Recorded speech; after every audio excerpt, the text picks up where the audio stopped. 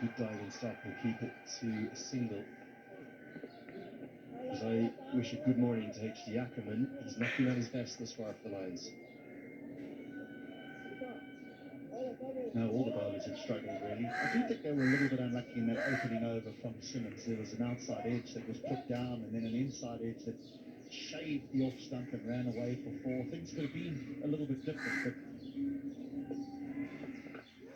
he has an opportunity. Who wants it?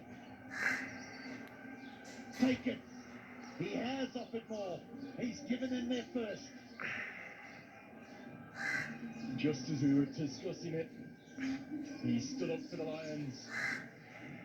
Trick for a seafarer is he's trying to come across the ball, looking for the slot sweep into the larger side, and it just comes straight off the top edge.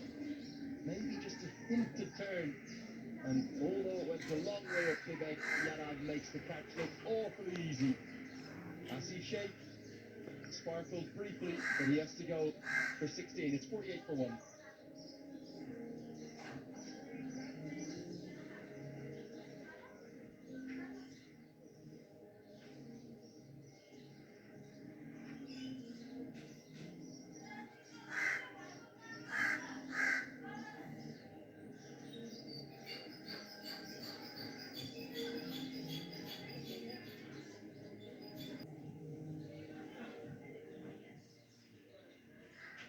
Here's someone who's having a very good tournament, Lahiri Malanta. He's actually been holding on to the gloves as well ahead of the two national team keepers, Anwar Asif Sheikh. And I think he's loving every second there in Nepal from what we can gather. The man from Sri Lanka, who now plies his trade in the United States of America. Many American fans will be wondering, why can't he get a go on the national team? Stylish player, very, very fine ball striker. It's a good start to the tournament. I've been so far. Will have played quite a lot of minor league cricket with them. These two will know each other well. He's hiding it away. The key here is the short side, isn't it, for the left-hander? Take a look at the wicket. You heard the captains of the cross say that the early morning surface here just holds a little bit. Well, there's some moisture in it. Now there's some bounce.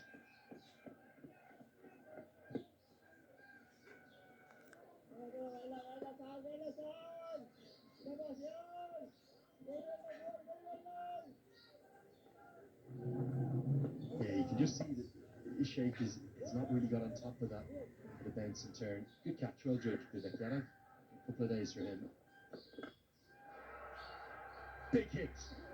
Well, maybe one of the biggest you can remember. Got miles, goes up the larger side and put down in the crowd.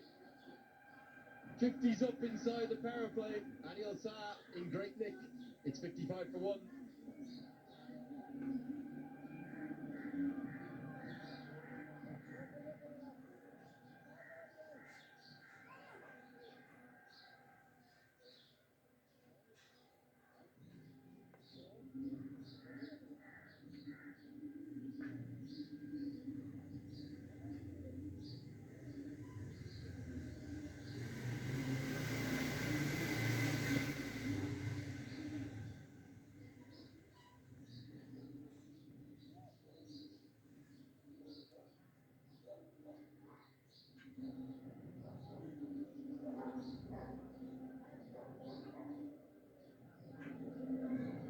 It's the end of the power play. 5 fielders now allowed outside the 30-yard circle. Some relief for Rohit Kumar Paudel, the captain of the Lions, is Durganath Subedi with the umpire Cam on his wide brim hat.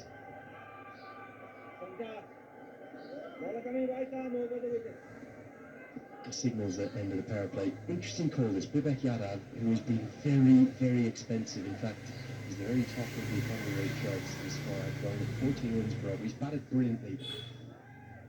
Actually, the chat with Monty Desai last night about this young man.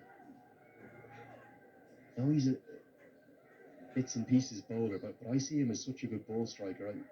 I'd love to see him in the national T20 team as a batter and a batter alone. The reason why, HD, the national team has so many bowling options. They almost have too many.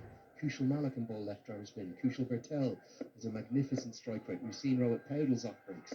They don't need him to bowl if he's in the T20 side.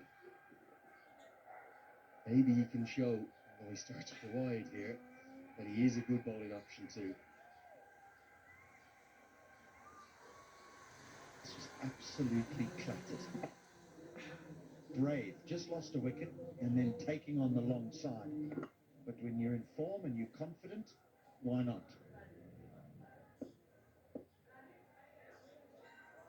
Talk about all those bowlers. If I'm not mistaken, is it the Avengers who always end up bowling 7, 8? Powell just last month set an equaling world record, would you believe? In the best part of 5,000 one-day internationals now in the history of the game, they joined an exclusive list of teams that have bowled 9 bowlers in an ODI.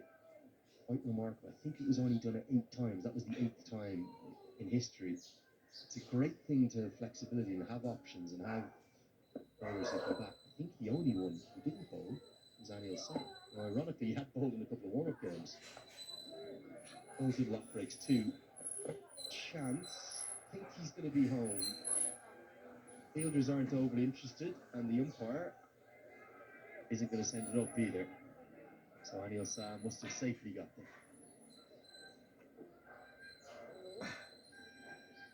You always just hold our breath when there's a direct hit. But he is safely home. And I must admit, I've always been a believer when selecting a team is I don't believe bits and I don't mean disrespect in any way to a player for this, but I don't believe bits and pieces players win you the game. In other words, someone who can bowl a little bit and someone who can bat a little bit. I think you've got to have a specialist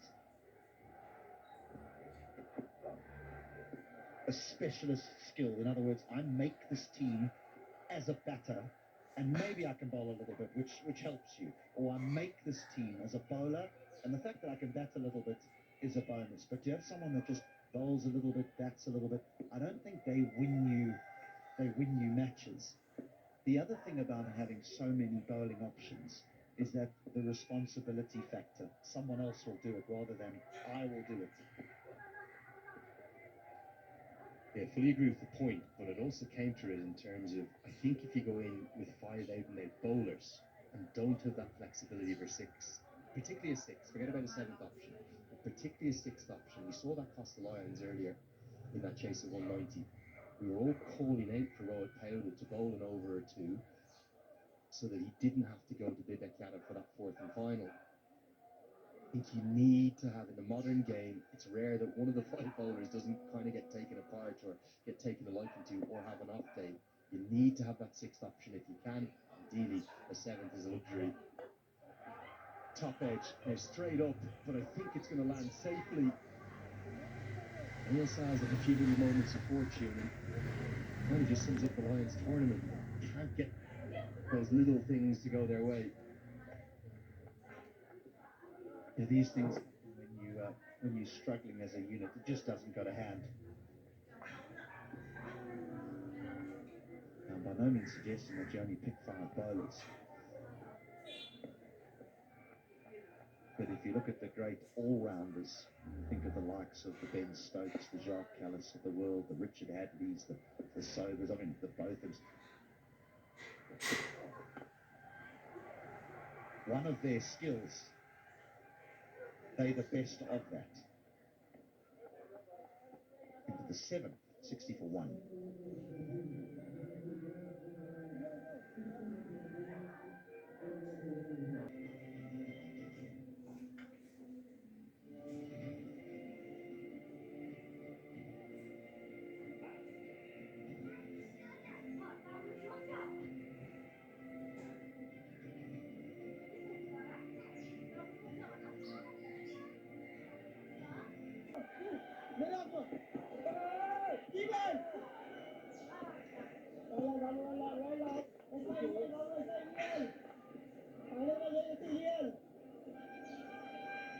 It is Rohit Powell. It is the 6th bowler now into the attack.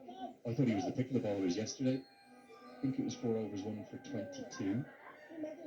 And with the left-hander at the crease, definitely a good option. The only problem is, it's the shorter side.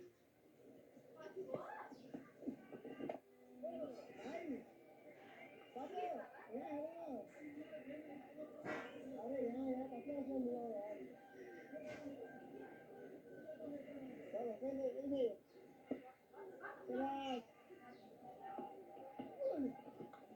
a 57-metre leg side boundary. That's going to make it tricky, isn't it, for Powell bowling to the left-hander? Yeah, but I do think that's why he's brought himself on. I think he's hooked Zafar because he's worried about that the left arm spinner bowling to Malanta to that short boundary.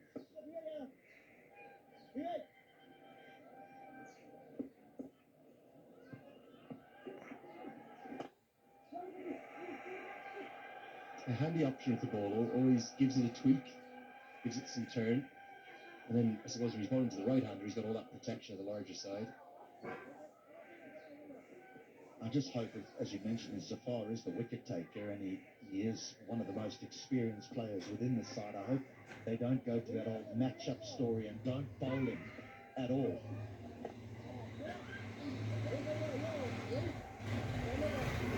You mentioned HG at the pre-game show that this one's been a pretty good touch. This was his 62, coming up 42 against Karnali. He's got a wonderful personal story. He really does. The sacrifice his family has made to allow him to chase his dreams through his mid-20s, to get back into the international reckoning is quite something. As that one angles down. That was 62 unbeaten earlier in the tournament, and he started well here. It's 66 for 1.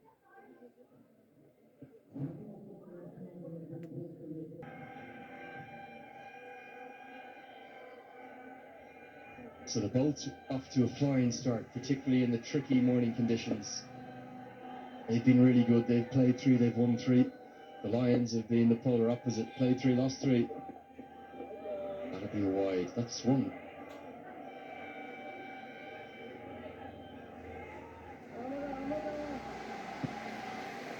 Around the wicket, trying to angle that in and then just sort of shaped away. It's a big wide.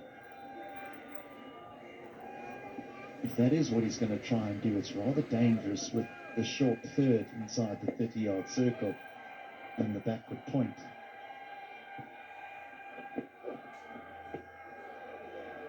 Same again. Otherwise, just in terms of assessing where we're at right now in this competition, HD, you would have to think that the Lions must win today. If they lose, are they gone? Maybe not mathematically. Just such a big ask to say to your side, well, you've got 3 left and you've got to win all 3 and you've got to win them well.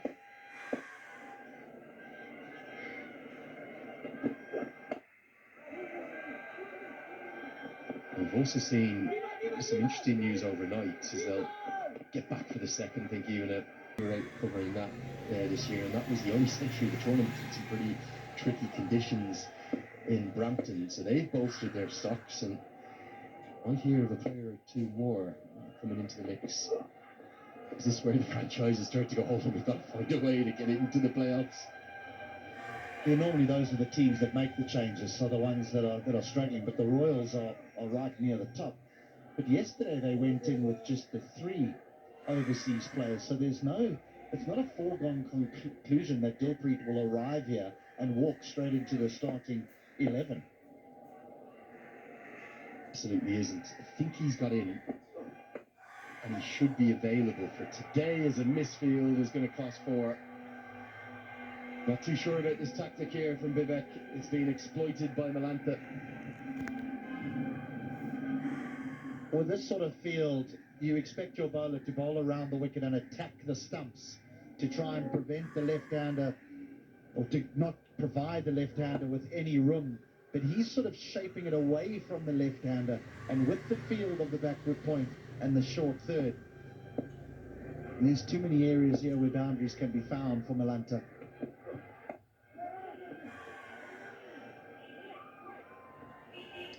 Of all people, it's Tom Moore, who's highly experienced, who's provided the misfield costs at least 3, if not 4 runs. Other surprise for me, keep going back to this discussion about matchups. No Surya Tamang yet. Now, in fact, Surya Tamang's been left out. Apologies. I thought he's bowled really well. That for me isn't necessarily the right call. He is He's had at least 2, if not 3, catches dropped off his bowling. I think if you look at his raw numbers, maybe not